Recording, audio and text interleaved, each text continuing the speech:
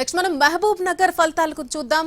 Corporation లో మొత్తంగా Mahabub Nagar corporation లో 60 డివిజన్లు ఉన్నాయి. కాంగ్రెస్ 11 డివిజన్లు గెలుపొందగా ఇప్పటివరకు బీఆర్ఎస్ 4 చోట్ల గెలుపొందింది. బీజేపీ 1 చోట గెలవడం జరిగింది.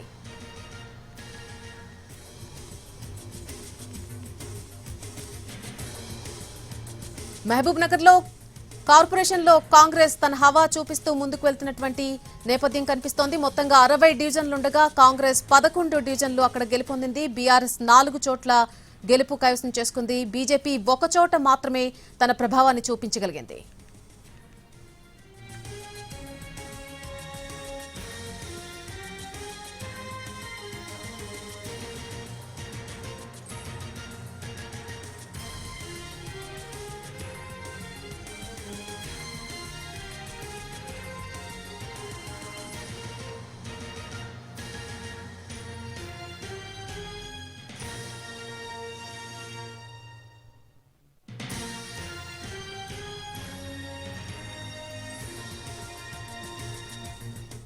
మహబూబ్ నగర్ కార్పొరేషన్ ఫలితాలు మనం చూస్తున్నాం.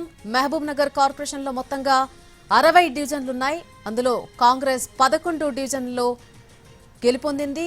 బీఆర్ఎస్ 4 డివిజన్లలో గెలుపొందడం జరిగింది. బీజేపీ కేవలం 1 స్థానానికి మాత్రమే పరిమితమైనట్టుగా మనకు ఫలితాలు అందుతున్నాయి. మహబూబ్ నగర్ కార్పొరేషన్ లో కూడా కాంగ్రెస్ తన హవా కొనసాగించింది.